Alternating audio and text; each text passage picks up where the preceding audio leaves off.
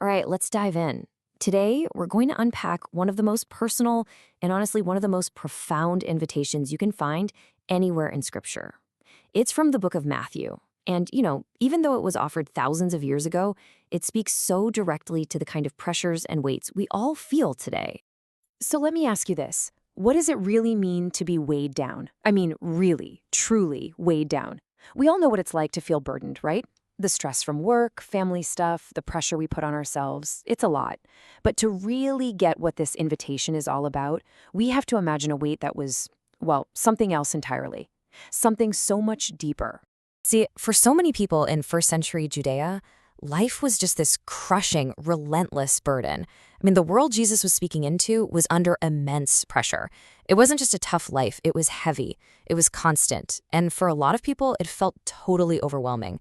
So to really appreciate the relief he was offering, we've got to try and feel that weight they were carrying. So let's start right there. This first part is all about a heavy laden people. I mean, before you can really understand the invitation, you got to understand the burden, right? Who were these people and what was it that was weighing them down so much? And it was really a two-front war they were fighting. On one side, you have these intense physical burdens. We're talking about deep poverty, sickness everywhere, and the constant political stress of living under Roman occupation. But then you layer this whole other thing on top, this incredible spiritual weight. Imagine a religious system that had become so legalistic, with hundreds upon hundreds of man-made rules for every little part of your day. It was crushing. It left people feeling totally hopeless, like they could never, ever be worthy in God's eyes. Okay, so into that world, this environment of total physical and spiritual exhaustion, Jesus steps onto the scene. And what he says next, it isn't just some nice, comforting platitude. It is a radical, revolutionary invitation for people who felt like they had absolutely no way out. Just listen to these words. Come unto me, all ye that labor and are heavy laden, and I will give you rest. Come unto me. Think about what that meant. He's saying, turn away from all those complicated, impossible rituals. Turn away from the endless lists of laws. He was inviting them to turn towards simple, core gospel truths. He wasn't just giving them a new rule book, he was offering them a relationship. All right, so let's really get into the nitty-gritty here, because what he says next is the absolute key to this whole passage. We have to understand the metaphor of the yoke. It's an image that every single person listening back then would have immediately gotten.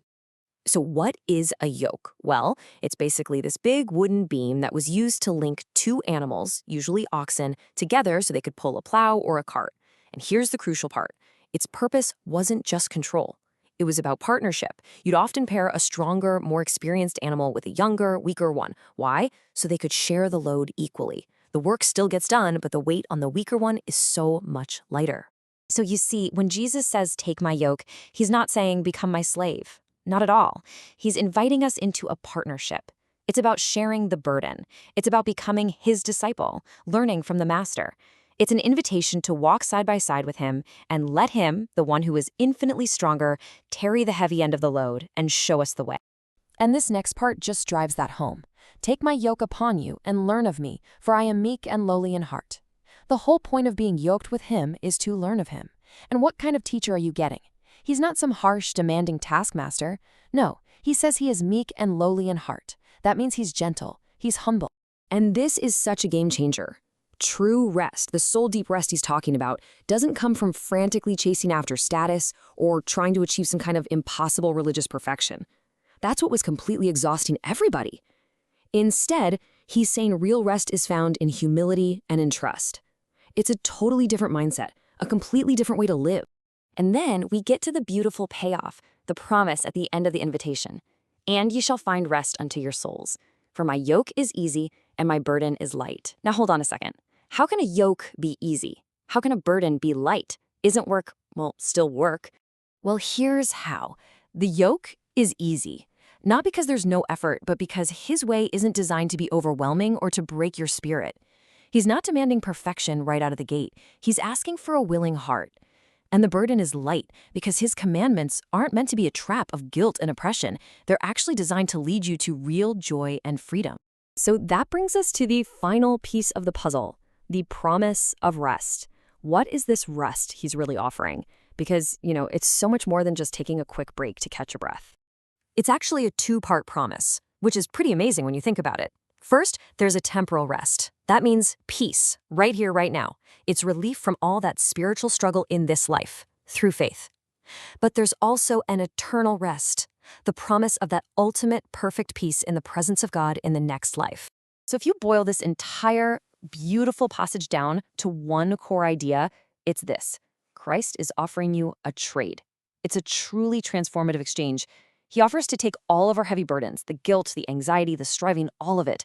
And in return, he gives us his peace, his guidance, and his strength. And really, that just leaves us with one final thought, a question for you to take with you. We all carry stuff. We all have our burdens, some big, some small. So the question this passage is really asking is a deeply personal one.